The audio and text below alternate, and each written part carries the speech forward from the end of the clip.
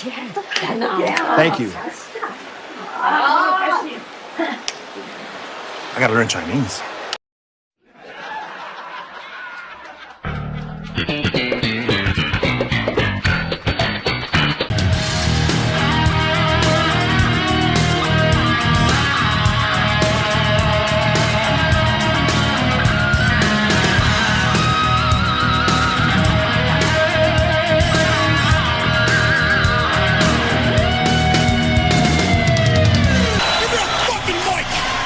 What is going on?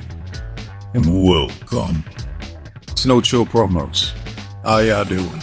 Before I get started on this video going over Monday Night Raw, just gotta do a quick shout out to all subscribers to the channel and to the followers on Rumble. I am now back to 271. 29 more. I'm gonna drop the 1 through 5 favorite female wrestlers of all time video. But until then, the gains don't stop. And I have a long way to go. So much shit out there. So many videos I gotta do. Alright, so let's get started. So first, they do the shit that they always do every single week, where we see random ass wrestlers showing up to the building. First, we see the Intercontinental Champion, main event Jey Uso in the building, getting prepared for his match against the Braun Breaker in the main event. Speaking of Braun Breaker, there he is. He's locked in, he's ready to go. He's listening to the new Benny the Butcher album, which was Fuego. If you haven't listened to it, I highly would recommend it. Alright? But he's getting ready for his main event tonight. Alright? Then we see some NPCs carrying the this case of the Crown Jewel title. For some reason, I'm like, who are these people? I'm like, why am I watching this right now? Man, there's no point. You know what I mean? Next, we see American Made. We see Chad Gable mean mugging the shit out of Otis. Right. You see Tozawa coming him down. He's like, bruv, not right now. Now it's not the time. Next, you see Rey Mysterio talking with his adopted son, Dragon Lee, and I was laughing. I was laughing my ass off because Rey stopped because you see a picture of Dominic Mysterio, ex-con Dom, on the side of the truck, and he was making fun of his shitty mustache.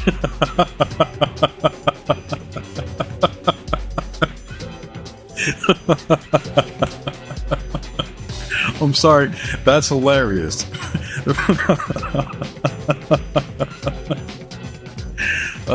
That's good. That's good stuff right there. Next, we see the top dog, Big Bronson Reed, entering the building. He's locked in. He's serious. He's trying to fuck somebody up, whoever gets in his way. But out of nowhere, we see Seth freaking Rollins go right upside his head. Pow! Oh, didn't see it coming.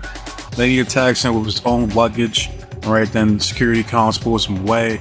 Got Rollins looking like he just got off the set for Saturday Night Fever 2. He said, "We ain't done yet, Bronson. We're just getting started." So he walks his happy ass at the ring. Rollins says, "Bronson, you want to be famous, Well, I'll make your fat ass famous, boy. Because I am a visionary. I am a revolutionary. I am Seth freaking Rollins." You can see all that, but that's basically what he said. Then we see Adam Pearce. He said, "Not today. We are not doing this." And right behind him, we see the top dog tossing around some random ass jobber from gorilla position. The top dog heads towards the ring. Security tries to pull him back. Rollins hits a tope suicida on top of everybody. Fast forward, we see Bronson hits the DVD, Death Valley Driver, onto Rollins. Fast forward again, he tries to go for a tsunami. Fucking Rollins says, "Fuck that, not today." But he says, "Oh yeah?"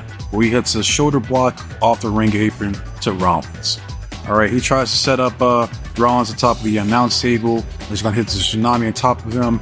You see a jobber try to climb up and stop Bronson Reed, which was a bad mistake, but not a good idea. So Bronson picks his ass up and tosses him onto the crowd of jobbers. Right, he then tries to go for the tsunami onto Rollins, Rollins moves out the way, and Bronson pretty much obliterates that poor not stable. It stood no chance against the might, aka the weight, of Bronson Reed, top dog. And that's your opening for Raw, which was 10 times better than the bullshit we got last week. With the fucking boring ass promo for Rhea Ripley and Liv and fucking Raquel Rodriguez, and nobody cares. I'll get to that shit here in a bit. But this was good. Except for the shit that they keep doing where they keep showing this random ass fucking people showing up. Like, stop doing that. Like, I don't care about Otis, Akira Tozawa, fucking the Creed brothers getting off the Greyhound bus so they enter the fucking arena on time. I don't care. I don't care. But this was better than last week, and I see what Triple H is doing. So instead of doing Big Bronson Reed versus Braun Strowman and their feud, we're just gonna swap him out with Seth freaking Rollins, the architect, the revolutionary, the visionary. We're just gonna do the same exact thing, except with these two instead. But it's not gonna matter because I'm telling you right now, this shit's gonna end with Seth Rollins going over on Bronson Reed. And it just makes you ask the question, what the fuck was the point in pushing Bronson Reed if you're not gonna fucking go all the way? Makes no sense. But I digress. That remains to be seen. Hopefully I'm wrong, but I doubt it. So we move on. Next, we see Birth Control backstage. We see Io. She says that Lash and Jakara are in the way, and we want the tag team titles back. Then we see the current Raw Women's Champion, Liv Morgan, coming through. She was like, Nia, you're jealous. You always have been, because I'm right now the current Raw Women's Champion. I have Dominic. I'm going to control a Judgment Day, and come Crown Jewel, I'm going to win the Crown Jewel title as well. Alright? Io and Kairi start yelling at Liv. They were saying something in Japanese. Liv was like, I don't give a shit. I don't give a damn.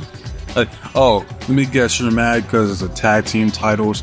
Well, guess what? We used to be tag team champions, and we can get those belts back whenever we want. All right. Then Io was like, well, we want to fight tonight. Then we see Raquel just buck up to both of them, and it's just like, let's look at this visual right here. It's absolutely insane. It's crazy the fact that Liv Morgan towers over both Io and Kairi.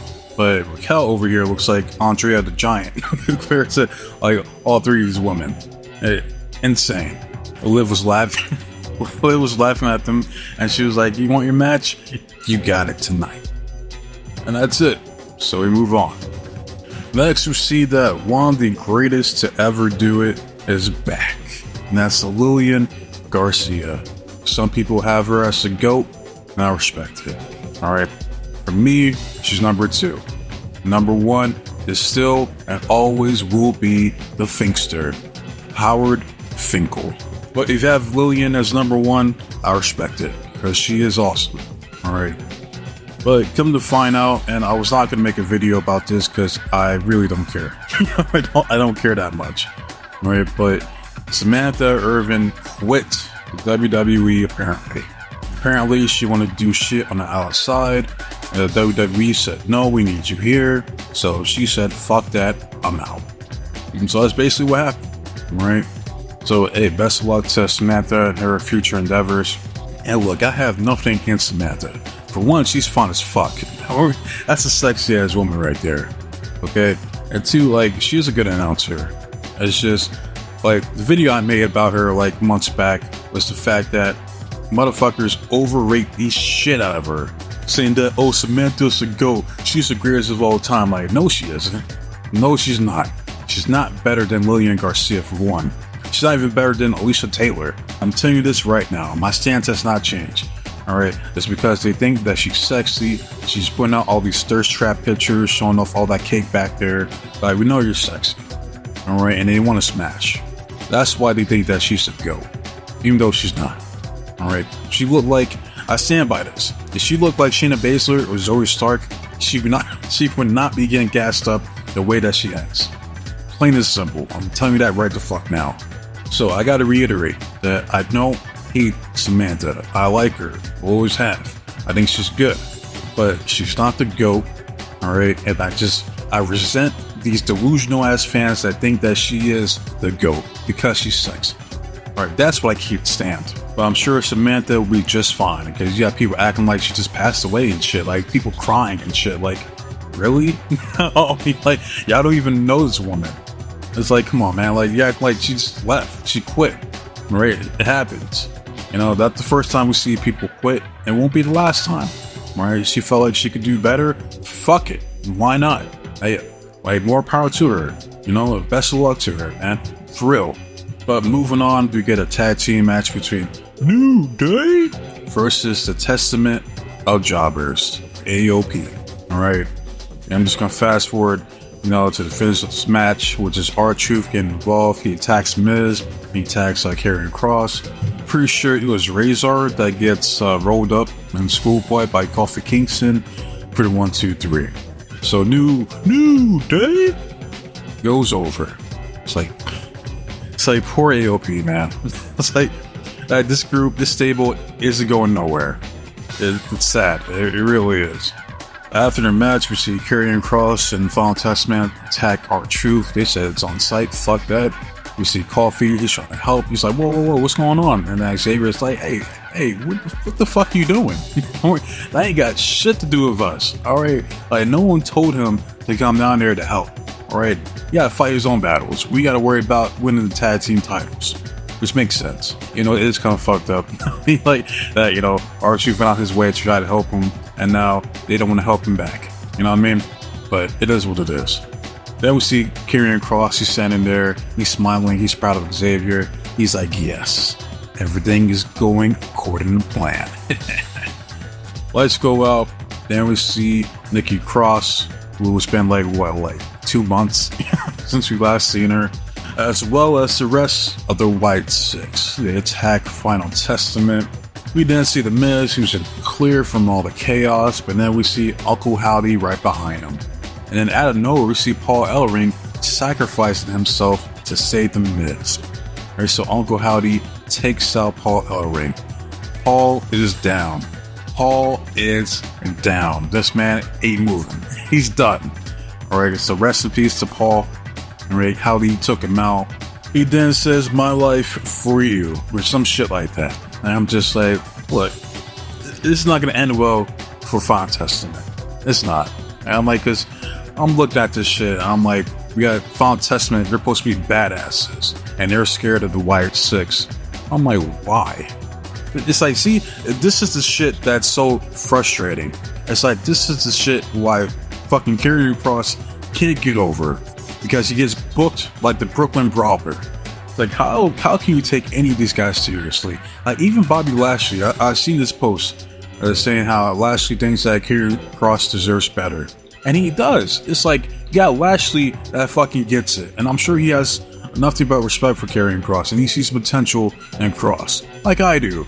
It's like anyone with a fucking half a brain could see the potential in Kross. It's just his booking is hot fucking garbage. Alright, they fucked this dude up ever since he got called up to the main roster. And he dropped out to fucking Jeff Hardy in like 2 minutes. In his first fucking match. He's been done ever since. Alright, and he hasn't yet to shake that stigma, that negative connotation on his career so far in the main roster. He gets fired, he comes back, he has a meaningless feud with Drew McIntyre that goes nowhere. He's supposed to feud with Rey Mysterio, that doesn't happen. He's supposed to feud with Bloodline, that doesn't happen. It's like, what the fuck are you doing with this dude, man? Like, how hard is it to book him like a badass? Or, I don't know, a killer. Like, he was called Killer Kross for a fucking reason. It's just sad to see this dude being wasted, alright? It's like, I know he's on TV, he's getting a paycheck, but his booking could be so much better than what it is, alright? Right now, he's getting booked like a complete, absolute jobber. With the direction they look like they're heading towards, this might be the final testament for this group, because they're gonna lose, they're gonna drop out to the White Six, who have been gone for 2 months. Right, no one cares about this fucking group, and they come back and get some fake ass holy shit Holy shit. Like, this isn't the Shield versus the Wyatt family. Why the fuck are you saying holy shit for it? I hope that was piped in. I hope that wasn't like Philly actually saying holy shit to these two jobber ass factions fighting off. Like, one that's been off TV for like 2 months, and the other one that can't get a win to save their fucking lives. This is holy shit to you? It's like, no wonder Raw's viewership keeps going down and down and down. Because this shit fucking sucks. It's just that simple. That's all I gotta say about this shit, so we move on. Next, we see the top dog, Big Bronson Reed, fighting with Seth Rollins again. We see Adam Pearce trying to break them up yet again. So that happens here. Let's move on. Next, we see main event Jey Uso. He says tonight is Jey versus Braun, round 2. But I promise you tonight, you're going to hear it. And still, the Intercontinental Champion, main event, Jey Uso. And that's it. So we move on. Next, we get a video package from Raquel Rodriguez. She says, and I'm not going to lie, I forgot that she was tag team champions with Liv. So that makes sense. I completely forgot about that shit. But she brings up the fact that, shit, I haven't forgotten what you did to that Chiquita. Hey, the only reason you're a champion is because I was gone. But now I'm back. And I'm going to make sure I take you down for good. That's basically what she said here, so we move on.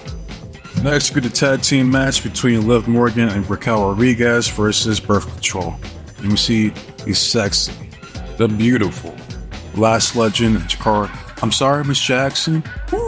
I am for real. Ringside.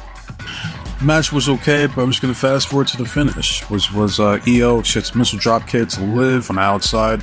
Jen goes up to Jakara, does a snapmare over the barricade. Lashley knocks the hell out of her with that forearm of hers, causes the DQ. Alright, and then they fight in the middle of the ring. We see Jakara hits her finisher, who's kind of like a bulldog. Lash hits her finisher, the last extension. Then we see Liv and Raquel confront Lash and Jakara. But then we hear, "This is my brutality." My God, oh my, like that's kind of that fucking theme song is getting towards Triple H, fucking time to play the game. It's getting to that level, man. It's like, oh my God, oh my, like fucking hell, man. But Rhea heads down to the ring. She sends Raquel Rodriguez flying them outside. She completely no-sells the fuck out of a code breaker from Liv Morgan. Jen locks in the Prism Trap to Liv. See Raquel getting back in, or tries to get back into the ring, but Rhea knocks her ass back down from a drop kick. She then tries to hit the Riptide on the Liv here, but we see Dominic Mysterio coming in for a save, trying to save his side piece. But then he sacrifices himself and he gets hit with the Prism Trap. Alright, then we see Liv and Rhea having to save Dominic. So, 3 against 1, they get their asses kicked by Rhea Ripley. So, it leaves a question, what the fuck was the point in having her tag team with Tiffany Stratton? She can clearly hold her own 3v1, for fuck's sake, man. This is garbage. Like, what the fuck's the point in bringing Raquel if she looks like a jobber against Rhea? You know what I mean? Yeah, I'm good off this shit. I'm tired of this fucking feud. Alright, like, I thought this shit was gonna end SummerSlam, that was gonna end Bash Berlin, that was gonna end a Bad Blood. It's still going. It's like, hot damn, this shit sucks. Alright, it fucking sucks. It's like, if you're gonna put the belt back on Rhea, then fucking do so already. Alright, or have Liv beat her once and for all so we can move the fuck on. God, they're dragging out this fucking storyline. Like, they think that this is hot shit, and it's not. Alright, it's just people think fucking Rhea Ripley is sexy. And she is. Because she has all that cake back there. But it's like, I'm Trump Culo. Alright? Like, she's good, but she that damn good. Alright, not to just drag on this fucking storyline. Fucking, it's overstating its welcome, essentially. Alright? It's like, Rhea, like she's good in the ring, but her promos suck. Liv, she can cut a promo. She's good in the ring, but the problem with Liv is that she's hardly defending her belt. And it seems like no other lady wants to go after Liv Morgan. It's only Rhea.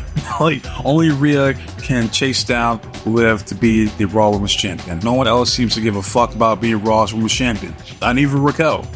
So, yeah, this shit's garbage. That's all I gotta say about this shit, so move on. Next, you see the top dog, Big Bronson Reed and Seth Rollins fighting again for like the third time. This guy's been fighting like the entire night so far. Adam Pearce has had enough. He's like, enough. You think for 1 second I was gonna give you selfish sons of bitches what you want? Nah. But I'll tell you what, a crown jewel is gonna be Seth Rollins versus Bronson Reed. Get these assholes out of my building. It's about fucking time, Adam Pearce. Like, who would think a GM actually doing their job as a GM? Like, what a crazy concept. Alright, so at Crown Jewel, you're getting Rollins versus the top dog, Big Bronson Reed. Rollins most likely gonna go over. It really doesn't matter. I'm not watching the show anyway. I'm good. Fuck all that. That's all I gotta say about this shit, so we move on. Next, we get a video package from the War Raiders. And basically, they're no longer Vikings, but they're Celtic bikers. Essentially, that's their gimmick now. So I was just like, man, just call them War Machine, man. That's like, it's right fucking there. You gotta have to name literally. You know, you got the first half, you just need the second half, man. Call them War Machine and run it. All you gotta do, because this is like one of your best tag teams in your fucking company right now, man. But yeah, we all can't get what we want. So War Raiders will have to do it, I guess. So it is what it is. Let's move on. Next, we see the Street Trash backstage. We see JD McDonough rocking his Masonic pants. He ain't slick. If you know, you know. We see Finn. He talks to Liv. He was like, my problem with Liv is that Damien thinks he could go after the World Championship. And Dominic was like, well, why don't I go after Gunther? And we see Carlito was laughing. Laughing at the idea of Dominic Mysterio being a world champion. Hilarious. Raquel was like, why the hell are you laughing? What do you even do around here? And Carlito was like, listen, I bring the cool factor to Judgment Day. Which, no you don't. Wait, no you don't, Carlito. You're no longer cool. Right? It's sad when Dominic Mysterio is the coolest member of your group by default. Alright? Not good. Not good at all. But he says, I'm also the fixer. So, Dominic, I'll go talk to Pierce. I'll go get you your championship match. He's like, yeah, you go do that. That's all I have to hear. So we move on. Next, you see the current NXT World Champion, Trick Williams. He's ringside. Mr. Whoop that Trick. Yeah. Alright. So it's good to see Trick. Glad he got the title back. But I'm no longer watching NXT for at least the rest of the year. Alright. We got Roxanne Perez and Cora Jade getting pushed. Nah. Count me the fuck out. I can't do it. Alright, so, and I guess that goes for the same for a lot of people who say that NXT is unwatchable. It sucks because I enjoyed NXT the most, you know, out of all these shows here in WWE. But, oh well, that's what happens when you put mid-quarters in spots where they don't belong in. It's that simple. But next, we get the tag team match between Rey Mysterio and Dragon Lee from the LWO, for the Latino World Order, versus American Made. Decent tag team match, but we're just going to fast forward to the finish, which is Rey hitting the 619 onto Julius. Then we see Dragon Lee hitting the Frog Splash, which I'm not going to lie, Dominic hits a better Frog Splash than Dragon Lee. Alright, Dominic has that Art Bar style Frog Splash. That's just clean as fuck. I'm not gonna lie, but easily his best move. But yeah, I'm not a fan of Dragon Lee's Frog Splash, but he hits it for the 1, 2, 3.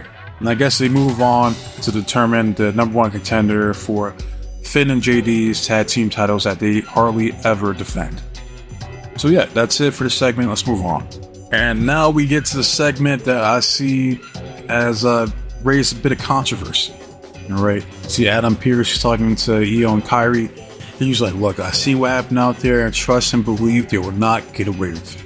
Okay, I got it handled, just trust me.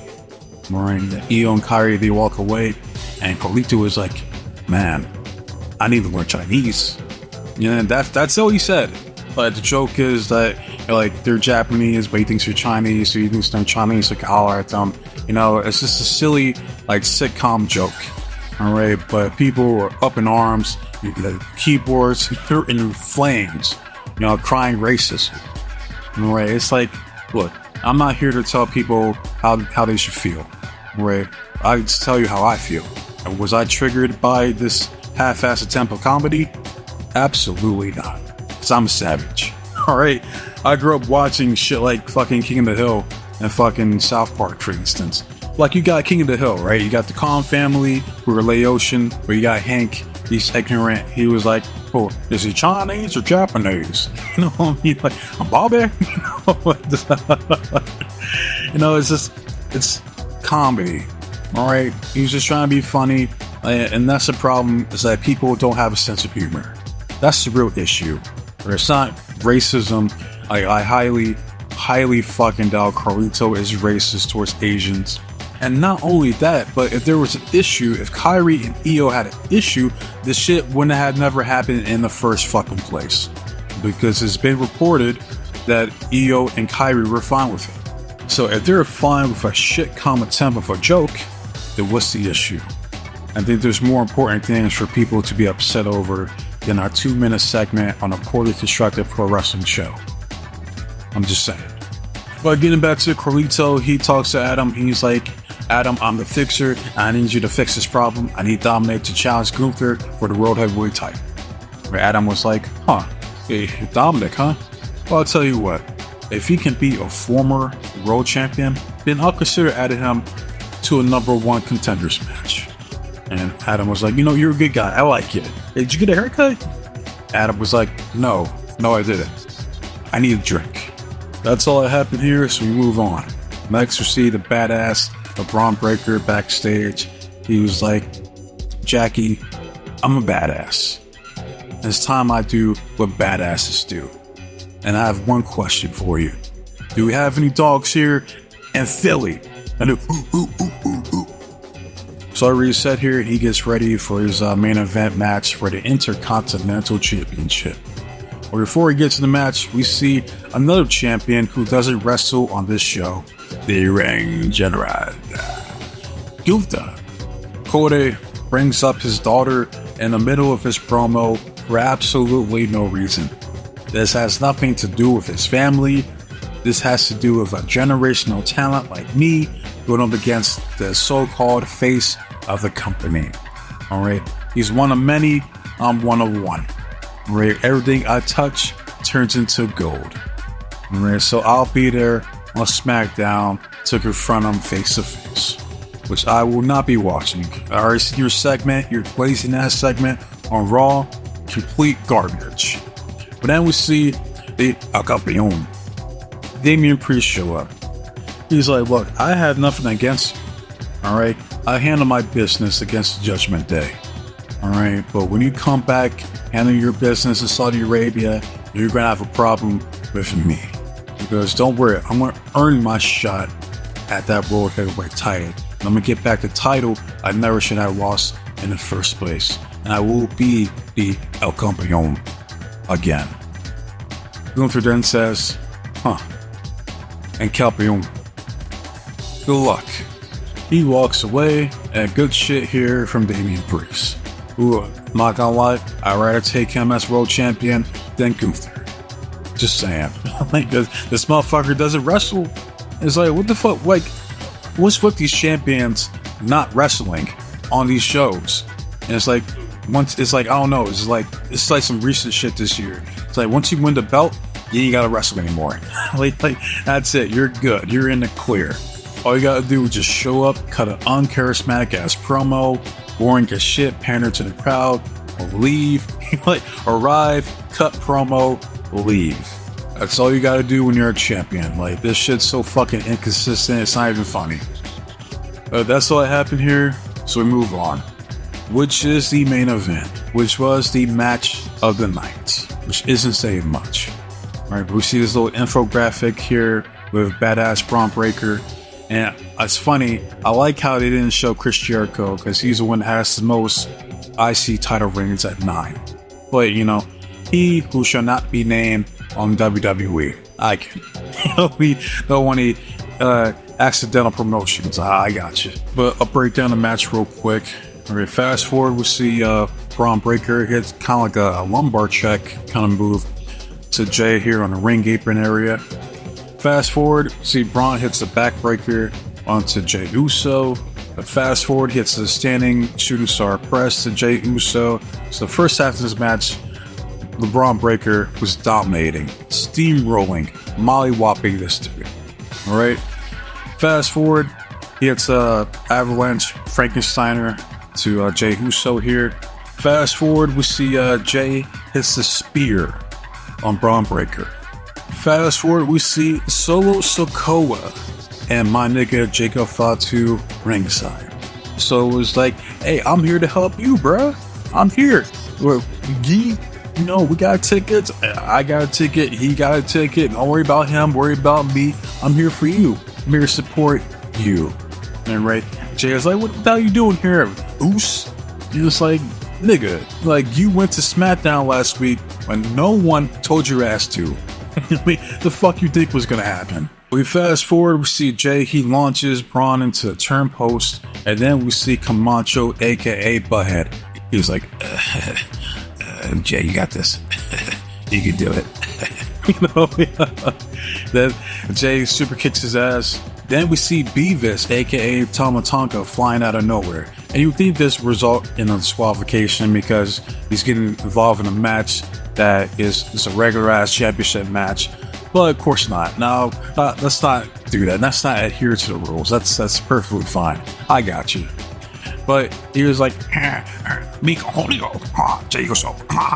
So he tries to attack fucking Jay. He dodges it, super kicks his ass too. But then see Solo, he was trying to talk to Jay. He was like, I got you, man. Like, you ain't listening, bruh. I'm here to help you.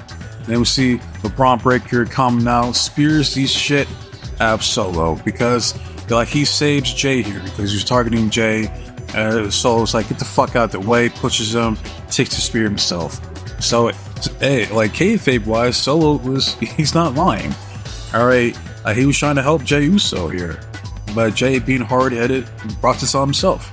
So the Alibaba Timu Tribal Chief gets taken. Now, this infuriates the Samoan Werewolf or the Samoan Wolverine, where the fuck he's calling himself, Jacob Fatu.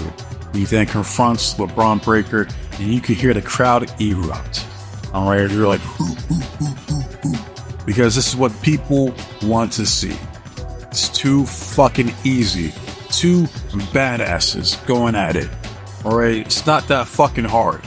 It really isn't. Then we see main event Jey Uso hitting the tope suicida on both these guys. All right, he tries to go for the Uso splash, but Braun gets his knees up to prevent it. Fast forward, Jay hits not one super kick, but two super kicks into a spear and does the Uso splash, and the Braun Breaker kicks out. So this makes the Braun Breaker look like a beast. And then we see Beavis and Butthead try to get involved again. Pierce is like, get the fuck out of here. All right, this isn't SmackDown, this is Raw. Get out of here. Go on, get. All right, and then we fast forward. See Jay, he's trying to go after Braun. I guess he was on the outside, where he runs into a super kick from Jacob Fatu. And then Jacob picks his ass up, puts a Samoan drop onto Jay on the announce table. And of course, the referee sees none of this. He sees none of this shit taking place because he's too distracted on guys who are not even involved in the fucking match. Fast forward, Braun Breaker hits, I guess they call it the super spear now, for the 1, 2, 3. And no! Intercontinental Champion, Braun Breaker. Alright. Now here's the thing about this shit, because I've seen some controversy with this shit too. Talking about how Jey Uso didn't need to lose the belt. And that's true. He didn't. But there's different ways to look at this shit. And it was like, look, first off, again, I mentioned this earlier, like Jay had no reason to bring his happy ass to SmackDown to confront the Bloodline. It's like, motherfucker, they're on SmackDown, you're on Raw. Worry about your own shit on Raw. So that's his own fault for inviting the Bloodline over here into Raw. Second, where the fuck is Jimmy Uso? Mr. No Yeet himself. He's the one been trying to recruit Jey Uso, so he could have gone out there, had fucking Jay's back. Jay could retain, and it would have been that would make sense. Be like, see, Uso, I got your back. Yeet. Or we need you, bruh. then Jay would have no choice but to think about it. All right, but nah, they don't want to do that. Or they could have had it to where the bloodline comes in and they could have Jay and Braun fight off the bloodline. That would have been badass. They could have told the story of Braun is like, look, I'm trying to beat Jey Uso at 100% because I'm the genetic freak and I'm not normal. No, but seriously, like, he's trying to prove that he is the better man than Jey Uso. He sees the bloodline get involved. You know, they come to an agreement. It's like, hey, let's get these motherfuckers up out of here. So the match ends with no contest because they're trying to fight off the bloodline. So for the next few weeks up until War Games, you can fucking have Braun be like, look, Jay, like, I don't like you, but I damn sure don't like the bloodline. Alright, so till this bloodline shit's over, consider this a temporary truce. Right, and then you got fucking main event, Jey Uso, yeet. He's like, alright, Us, yeet. Alright, they shake hands, dap it up, whatever. Alright, so then at fucking War Games, you can have fucking Roman, Jimmy, Jay, Braun Breaker versus the Timu bloodline of Solo Sikoa, Jacob Fatu, Tama Tonga, and fucking Tonga Loa. There you go. That's a badass fucking match right there. You know, let's try to push Braun Breaker into that main event seat for fuck's sake. Nah. Here's what's gonna happen. I'll tell you this right the fuck now. Triple H, we're gonna get Sami Zayn. He's gonna be the catalyst, the medium to bring the Usos back together, yeah. So it's gonna be Roman, Jimmy, Jay, and Sami versus the bloodline of Solo Sikoa, Jacob Fatu, Tama Tonga, and Tonga Loa. That's what's gonna fucking happen. Alright? Like, no one cares about Sami Zayn, man. I'm this close to saying fuck Sami Zayn. I'm this fucking close. Alright? It's like you got Braun Breaker, and people want to see Braun Breaker versus the bloodline. Alright? Go for it, man. It's right fucking there. It's easy layup. But nah, they're gonna deviate. They're gonna go back to Sami Zayn and fucking go back like it's fucking 2022 again and reunite the fucking bloodline. The OGs. Garbage. Absolute garbage. But it is what it is. Before I head out of here, there's one more thing I like to mention. Something that I seen like yesterday. People were pissed off about this, and as they should be. Is, I guess, they had a dark match with Cody Perez versus Jacob Fatu for the Universal Undisputed Championship. So he can't defend it on SmackDown, but he can defend it on a show he doesn't even belong on. It makes total, absolute sense. Alright? And yeah, people should be pissed off. Like, oh, well, it took 3 crossroads for him to beat Jacob Fatu. He's not buried. This is a dark match. Relax. Man, shut the fuck up. Alright? The problem is that this match shouldn't have happened in the first fucking place. Alright? And if you're having this feud between Cody Perez and Gunther, you want to have him defend the belt against Ludwig Kaiser. No, he has to inject himself in this bloodline shit because he can't help himself because there's no stories going on in SmackDown. Oh, well, he's feuding with Kevin Owens. Well, where the fuck was Kevin Owens at, huh? Like, I don't give a fuck, man. I don't watch SmackDown. But people should be upset that he fucking buried Jacob Fatu here because the match shouldn't have happened. Alright, I don't give a fuck if it took 5 crossroads. This match is unnecessary. Alright, and I don't give a fuck if it was a dark match or not. I don't know why people are surprised. Alright, this dude does not put people over. Ever since he's been back, it's been other people going out their way to put over the inferior wrestler. From Rollins to fucking Finn Balor, fucking Roman Reigns, Brock Lesnar, Dominic Mysterio, AJ Styles, Logan Paul, Kevin Owens.